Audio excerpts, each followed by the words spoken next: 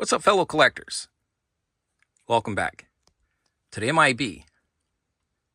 Master Toy Museum. I'll be a curator today. Guys, more fun, more excitement here from the museum on a very, very, very early Sunday morning. Got some coffee on, guys, and just hanging out down here in the museum. And I have a very interesting show for you today.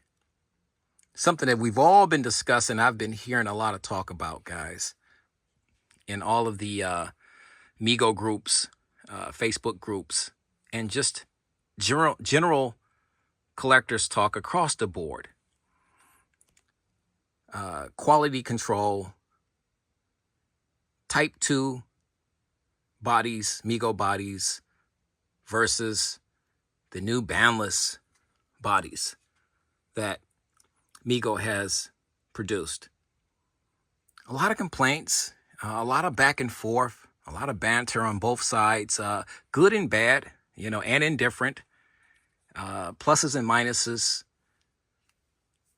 But, lately I've been seeing a lot of pictures posted of broken Mego figures. And not just the BANDLESS new bodies. We've been seeing the earlier Mego Type 2 bodies, pictures of those guys just, in shambles, where the rubber bands have, I guess, snapped. Now, all types of horror stories. And it got me to thinking, should Mego go back to the Type 2 bodies? Should they scrap the new BANDLESS bodies and go back to the old, tried and true Type 2 Mego bodies? And I know a lot of people are saying, yeah, but, M.I.B, these bodies are inferior. They're bandless, they have the bands, the rubber bands in them. And, and sure, look, my pushback to that would be, well, if you can fix them, you know how to fix them. If if you're really technical like that and you can, really fix stuff like that, these action figures, that's fantastic. But I'm getting pushback on the other side that says, you know what? A, I'm not that technical. And B, why should I have to fix a figure that's barely 2 to 3 to 4 years old? Good question. Good question. That's what we're here to try to figure out today. What's the better option? BANDLESS or Type 2? I mean, the BANDLESS bodies, I'm hearing, are, in a sense, kind of brittle. And I'm hearing now, if you align, okay, if I'm getting this right, if you align all of the joints up correctly, you have to kind of fill around in there and align the joints up correctly, the figure should be okay. People are saying, though, with the pushback to that, though, is why should we have to go through that process? This is a brand new action figure, fresh out the box, which we'll touch a little bit on that as well, But why should we have to do all of that? We didn't have to do that with the older Megos from the 1970s. We didn't have to do that with those figures. And truth be told, I believe this Romulan is from 2018, about 2018, a few waves after the initial launch of Mego's return. And I believe the green shirt Kirk is from 2018 as well. If I'm mistaken on those dates, guys, just correct me in the comment section right underneath this video. But we didn't have to do that with the green shirt Kirk. you know, and we didn't have to do that with the Romulan figure. You know, we didn't have to do all of that, you know, fill around in the joints to make sure that they're properly aligned, and that the knee, you don't snap the knee by accident. You don't have to do all of that stuff. But with the bandless bodies, you have to do that. Now, in defense of Mego, they were trying to upgrade the bodies. They were trying to give us a better product, and at the same time, keep the price down. The bandless bodies, price point wise, compared to the Type 2 bodies, the prices are relatively the same from 2018, and we're in this Firestorm is from 2024. So you have the Romulan figure from 2018, and now you have Firestorm from 2024. These figures have not changed price point wise, just body wise, and some people would say quality wise. Your thoughts, guys, your opinions. Guys, this is going to rub people the wrong way, one way or the other. But we're just trying to get your thoughts and your opinions on this, and in the same process, maybe help Mego out. Maybe Mego Corp will see this video and say, hey, maybe we should go back and rethink bandless as opposed to Type 2 body, or Type 2 body as opposed to bandless. If they're not already having those conversations. I'm seeing a lot of postings about, dissatisfied collectors that's purchased these figures, and they're practically breaking the second they come out of the box. So now, once again, in defense of Mego, you're looking at two figures that I've had that their cards were badly damaged. I bought them like that because I said, you know what? That's the only way I could ever remove a figure, if the card was beat up. So these figures have been out of their cards since 2018. So both of these figures have been out of their cards, and basically they've been on display here in the museum. And as you can see, no breakage. These are on the rubber band bodies, Type 2 bodies.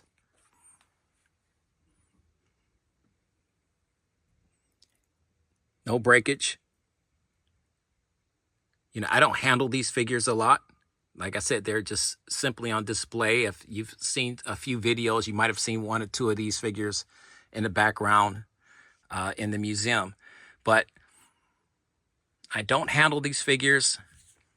I definitely, I don't play with them or pose them or do all that stuff with them. So I know some collectors could say, or viewers watching this show could say, well, M.I.B, you don't handle them too much. So maybe they're not going to be like that. But my thing is that people are saying that these figures are essentially deteriorating and just crumbling, just from sitting on their shelves in a display fashion, the way we're seeing the green shirt Kirk here right now. They're just falling apart.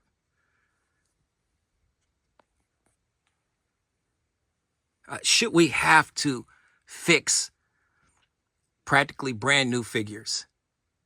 I'm sure a lot of you guys have Mego figures from the 1970s that's probably still intact with no issues. Are these isolated incidents, though?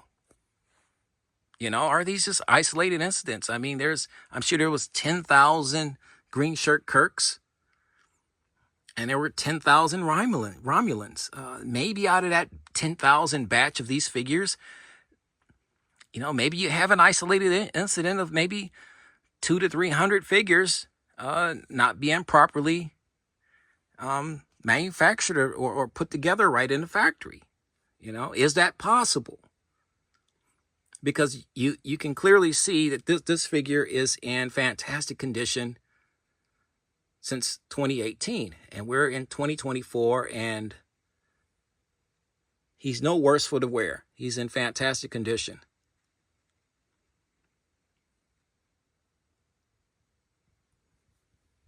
And that brings us to the boxed figures, 50th anniversary figures. You see my Superman figure back there. Not the big lots. This is the first 50th anniversary Superman figure, Firestorm and Dr. Fate. Now, I am a M.I.B. collector by nature. So all my stuff is going to stay in a box. People are really starting, collectors are starting to say, maybe we should just keep everything in a box. But if you're not an in-the-box collector and you want to take your figures out, play with them, display them, just check them out and enjoy them, are you too scared to do that now that you're hearing some of these horror stories about these figures breaking? Will this prevent you from taking these figures out the box? Or should that be put on you? Should you be put in a situation where you have to do that? Should we write Mego a letter or notify Mego? Get in touch with their corporate offices and speak to somebody about this. Have we heard anything from Mego? I don't know. I've heard a few collectors say that they would like to reach out to Mego and discuss that situation. I don't know what that, what happened with that, or if it was even done. But I'm curious. I'm curious to know what Mego thinks about the situation. People say, well, there's easy fixes for the bandless bodies, but I don't know if there's really an easy fix for the Firestorm. Somebody said, well, just buy another Firestorm, buy another Superman, buy another Dr. Fate, and you can replace the body out, just do it like that. Well, now you have to pay another $20 or $17 or $19 to buy another figure just to repair the first figure. These are brand new figures. Guys, we're trying to figure this out. And I want to hear it in the comment section, should Mego go back to their original Type 2 bodies? Should they do it? Should they just simply go back to the Type 2 bodies? It's not like they don't have the bodies. I'm sure they have warehouses full of Type 2 Mego bodies. Or should they stay with the future, essentially, the bandless bodies, where supposedly they will never fall apart because they don't have rubber bands in them? Essentially, this Firestorm figure should stay at attention in his box, posed just like this, forever. But I'm hearing that that's just not the case. Your thoughts, guys, your opinions, we want to hear it all. We're just trying to get some clarity. We're just trying to figure what's the best course of action for Mego as a company, and for their fan base, and the financial possibilities that's involved here. And let's touch a little bit on that. I've heard people say they're done buying Mego figures because of the unfortunate incidents with the figures being so frail, being so brittle. Posability is extremely limited, especially in the bandless body figures, the bodies. Very limited, restricted. Can't really bend the knees the way you want to. And if you do, you're running the risk of possibly breaking the figure. So where does that put us at? Will you continue to buy Mego figures? And first and foremost, most guys, I know you guys are going to ask me this, M.I.B, are you going to? Yes, I'm going to keep buying the figures. Like I said, I just don't take them out. But that's me. You know, I don't take them out. They're for historical purposes for me, for toy history. So I don't display them. I don't, like I said, these two are out because of that was on purpose. I bought these figures back in 2018, I believe, and the cards were badly damaged. And if the card's badly damaged, it bothers me. So these are now examples, and beautiful examples at that. Like I said, this is an excellent case that's in Mego's favor. Here's a figure from 2018. Like I said, once again, that is not, in shambles. No broken parts. He has not been repaired. He is the same as he was when he came off his card. And the same with the green shirt Kirk. But should Mego go back to the bandless bodies? They're easily repaired. If you don't know how to repair them, there's a ton of people on all of the websites, Mego Light, Mego Ambassadors, Mego Museum. There's a lot of people that know how to repair these figures. They've put that information out. There's videos that you go on YouTube that'll show you how to restring a figure, a Mego figure. So that's easy. Not a lot of information on how to repair a broken Firestorm, Dr. Fate, or a Superman figure that has the new bandless bodies.